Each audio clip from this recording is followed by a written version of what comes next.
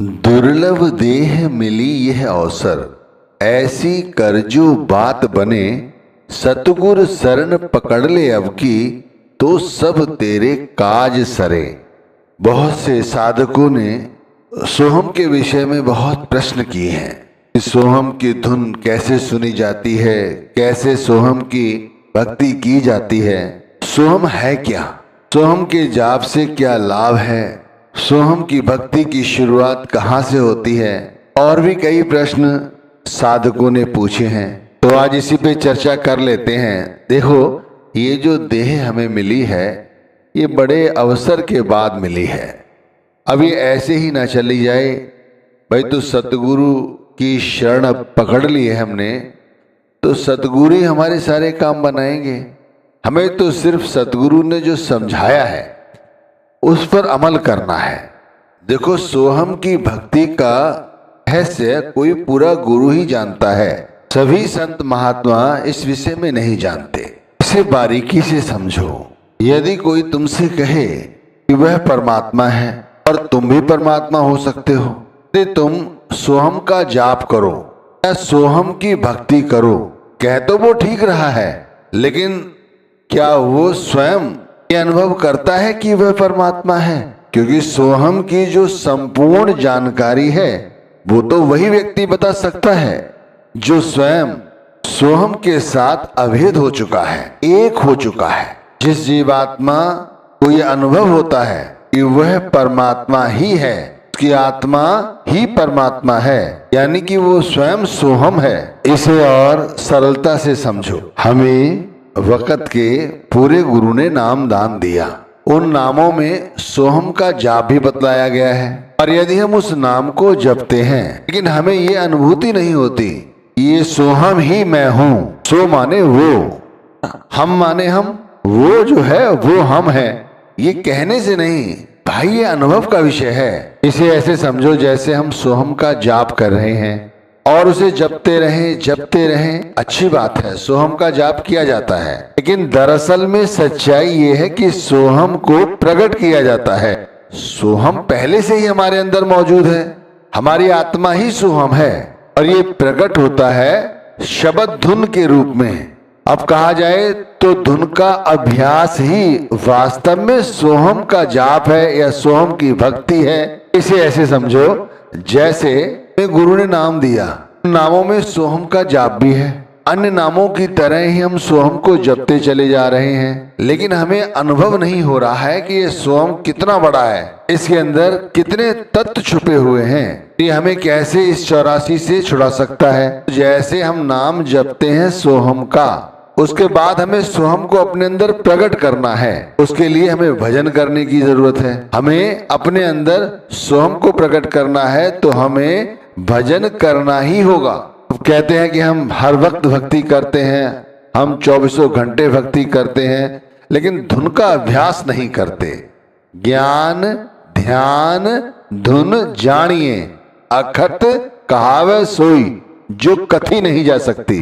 पहली पातशाही ने कहा है ना, ज्ञान ध्यान, भाई धुन का अभ्यास ही यही सच्ची भक्ति है जो कथी नहीं जा सकती। इसीलिए कहते हैं कि भाई हमें ध्यान करना है, हमें अपने अंदर सोहम की धुन प्रकट करनी है। भाई जो लोग कहते हैं ना कि भजन करने के बाद, नाम जपने के बाद भी उनके मन में शांति नहीं है, तो इसका सही अर्थ ये बनता है कि अभी तक उनकी जो संगति है वो नाम के संग नहीं है, साधु संग नहीं है, गुरु संग नहीं है। उनके मन में कहीं ना कहीं चिंता रहती है संसार की आसक्तियों की, फिर वो बेटे बेटियों के रूप में हो, धन संपत्ति को लेकर हो, शरीर को लेकर हो, या किसी अन्य चीज को लेकर। इसकी जगह बिल्कुल विपरीत, शांत सुख सहज धुन उपजी, साधु संग निवासा ज्यूं। पांचवी पातशाही ने कहा है ना कि सहज ही सुख उपजता है जब हम साधुओं की संगति करते हैं। यहाँ पर सिर्फ शब्द की संगति कर लो, तब हमें ये धुन सुनाई देगी, हम सोहम की भक्ति कर सकते हैं। देखो, धुन उपजती है हमारे मस्तक पर, भक्ति हम करते हैं वो भी मस्तक पर, तीनों नाड़ियों से ऊपर उठकर, पिंगला, सुषुम्ना, इनसे ऊपर उठकर ये जो शब्द धुन सुनना या भजन करना, ये एक तरह से आंतरिक कीर्तन है भाई, कीर्तन जो कि बाहरी बाधों के बगैर किया जा रहा है। और ये सोहम की साधना का सबसे सहज और सरल तरीका है। कहा है ना कबीर साहिब ने, तेरे द्वारे धुन सहज को माथे मेरे दरगाई। ये जो ये धुन है ये हमारे मस्तक पर प्रकट होती है। तो इसे सुनने के लिए हमें सोहम की भक्ति का तरीका समझना ही होगा। देखो सोहम जो है वो चौथे रूहानी मंडल का धनी है। सोहम कुछ और नहीं, ये केवल एक धुन है। हमारी आत्मा जब शब्द के साथ यानी परमात्मा के साथ अभेद हो जाती है तब ये ऊपर के रूहानी मंडलों पर चढ़ती है। और चढ़ते चढ़ते जो चौथा रूहानी मंडल है जिसे भंवर गुफा कहते हैं, इसके अंदर शब्द के साथ प्रवेश कर जाती है। अब ये कहना सहज है कि आत्मा शब्द के साथ एक हो गई, ऐसे नहीं होती। ये जो शून्य की अवस्था है, शून्य समाधि है, ये महाशून्य की समाधि का रूप ले लेती है। जैसे हम सुमरण करने बैठे तब हमारे चित्त से धीरे धीरे संसार जाता रहा और हमारे अंतर में शब्द प्रकट होता रहा। शब्द के साथ हमारा मन जुड़ता रहा। पहले मन जुड़ा, मन ने बाहर की आसक्तियों को त्यागा और शून्य से जुड़ गया। जब वो शून्य से जुड़ा तब उसने बाहर की आसक्तियों को त्याग कर अंदर की समाधि में अपना ध्यान लगाया। अब जब अंदर की समाधि में ध्यान लगा तब उसे अंदर कुछ समझ आया। जब अंदर कुछ समझ आया तो अंदर ही उसने अपने पैर पसारे, यानी कि वो समाधि शून्य से महाशून्य की ओर चली। महाशून्य की अवस्था में जीवात्मा जिन नामों का ध्यान करती है उनके धनियों के साथ हमारा मेलजोल हो जाता है। यहाँ पर जो चौथा रूहानी मंडल है भंवर गुफा, जिसका धनी है कौन? सोहम। उसके साथ जीव आत्मा यानी हमारी आत्मा का मेल हो गया। जब मेल हो गया तो वो दोनों एक हो गई। तो जब एक हुई तब जो चौथा रूहानी मंडल है जिसे भंवर गुफा कहते हैं, उसका द्वार जो है बड़ा संकीर्ण है, उसमें प्रवेश वर्जित है। केवल और केवल परमात्मा को ही यानी शब्द को ही उसमें प्रवेश मिलता है। क्योंकि शब्द और आत्मा दोनों एक हो चुकी हैं, तो यहाँ पर शब्द जब प्रवेश करता है तब आत्मा भी सहजता से इसके अंदर प्रवेश कर जाती है। कहते हैं ना, महाशून्य तार मिलाई भंवर का द्वार तोड़ाई। इसका मतलब क्या है कि जो भंवर गुफा का द्वार है जो बंद था अब वो खुल गया। उसके अंदर जीवात्मा प्रवेश कर गई। कैसे? महाशून्य तार मिलाई। कैसा तार मिला? जीवात्मा और शब्द एक हो गए, तब ये तार मिला, तब इसे अंदर प्रवेश मिला। अब अंदर प्रवेश तो मिला। यहां पर हमें सोहम की भक्ति करनी है। तो अभी तक जितने हमने बाद सुने हैं वो बाहरी थे, उनका सुख आत्मिक नहीं था, मानसिक था। लेकिन इस चौथे रूहानी मंडल यानी भंवर गुफा में जो संगीत हो रहा है उसे सुनकर हम मोहित हो जाते हैं, मस्त हो जाते हैं। और फिर बाहरी जो बाद हैं यानी कि जो हमारा ध्यान सुमिरन करने के बाद भी नहीं पक पाता, यानी कि फिर बाहरी शक्लों पदार्थों का चिंतन करता रहता है, वो इस शब्द धुन सुनने के बाद नहीं होगा। मैं वादे से कहता हूं कि ये नहीं होगा। देखो भाई, ये अंतर में सुनी जाने वाली सच्ची धुन है। ये परमात्मा का सच्चा अनुभव है। ये बाहरी मेहनत से नहीं, आंतरिक मेहनत करने से प्राप्त होती है। ये सुनने के लिए या इसे बजाने के लिए बाहरी हाथों की, पैरों की, इनकी जरूरत नहीं पड़ती। भाई ये धुन तो सतलोक से आ रही है, सचखंड से आ रही है, जिसकी अनुभूति हमारी आत्मा करती है। पहली पातशाही ने कहा भी है, कर विन वाजा पग विन ताला, जे शब्द बुझे ता सच निहाला। बिना हाथों और बिना पैरों के ये बजती है और ये अंतर में है। अभी अंतर में प्रकट कैसे होती है? तो भाई जिस पर वो कुल मालिक दया करता है, वो जिस पर अपनी बख्शीश करता है।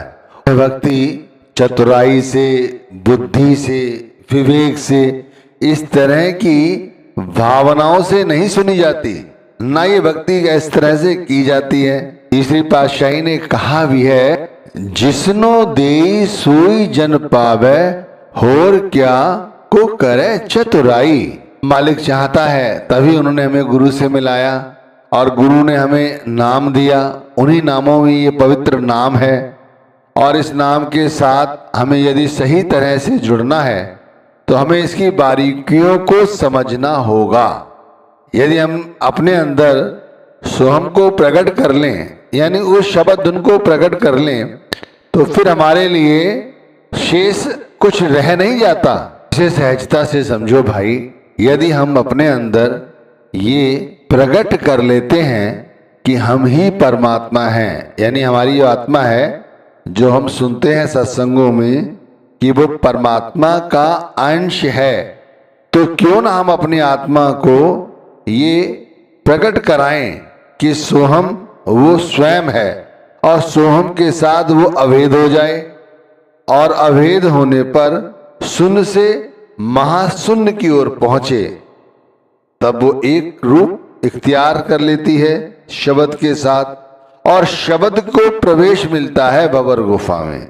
क्योंकि शब्द के साथ आत्मा जुड़ चुकी है, इसलिए वो भी उसके अंदर प्रवेश कर जाती है।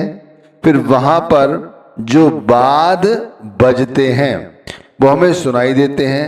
वो बाद बाहरी हाथों से, बाहरी बाधों से, बाहरी पांव से नहीं बजाए जाते, वो तो अंतर में अपने आप प्रकट होते हैं। उनका वर्णन जितना किया जाए वो कम है। देखो ये जो समय चल रहा है इसे कलयुग कहते हैं। इस कलयुग में इसको सबसे बड़ा कीर्तन माना गया है, जो कि अंतर के बाधों द्वारा बजाया जाता है और अंतर में ही सुना जाता है। अब जो गुरुमुख हैं, जिन्होंने गुरु का पल्ला पकड़ा है, वो इसे सुनते हैं और अपनी लिव को जोड़कर ऊपर की ओर चढ़ाई करते हैं। कलयुग में कीर्तन प्रधाना, पांचवी पातशाही ने कहा है, गुरुमुख जपिए लाए ध्याना। गुरु का ध्यान करते हुए हमें अपने अंतर में इस भक्ति को प्रकट करना है, इस शब्द धुन को प्रकट करना है, ये भक्ति करनी है। इसे करना बहुत सहज है, सरल है। सबसे पहले ये अभ्यास करो, अभी से इसी समय ये अनुभव करो कि हम परमात्मा ही हैं। आत्मा परमात्मा का अंश है या नहीं, पहले ये विचार करो। अगर है, हमारे गुरु हमसे बार बार कहते हैं, शास्त्रों में लिखा हुआ है कि आत्मा ही परमात्मा है, तो अभ्यास शुरू कर दो। चौखड़ी बनाओ और बैठ जाओ। नाम का जाप करते हो तो जाप करते समय जब सोहम आए तब ये अनुभव होना चाहिए कि मैं ही परमात्मा हूं, यानी सो माने वो और हम यानी वो और हम अलग अलग नहीं है, एक हैं। ऐसी अनुभूति करते हुए अपने आंखों को बंद करते हुए यह अभ्यास करना है कि सोहम, मैं वही हूं। ये सोहम का जाप करना है। जैसे जैसे जाप हो वैसे वैसे अपनी स्थिति खुद देखोगे कैसे सुदृढ़ होती चली जाती है परमार्थ में। मन एक पल के लिए भी जो टिक कर नहीं बैठता, वो इस जाप से मन वश में आ जाता है। मन एकाग्र चित्त होने लगता है, एक जगह टिकने लगता है। पहले मन को सोहम के जाप की लत लगाओ, पहले ये अभ्यास बनाओ। जब अभ्यास बन जाए तब आंखें बंद करके ध्यान करो, शांत चित्त होकर अपने अंतर में ध्यान करो कि मैं ही सोहम हूं। ऐसा अभ्यास करो। जब ऐसा अभ्यास करोगे तो फिर इसका आपको फायदा भी नजर आएगा। उसी समय जब आप उठोगे, दुनिया के काम धंधे करोगे, आपकी बोली में विनम्रता होगी। मन आसक्तियों की बजाय परमार्थ की ओर चढ़ेगा। फिर अंतर में महाशून्य की समाधि लगी होती है, तब हमारी आत्मा भंवर गुफा में चढ़ने लगती है। महाशून्य पा गई गुपत समझ को, भवर चढ़ परखा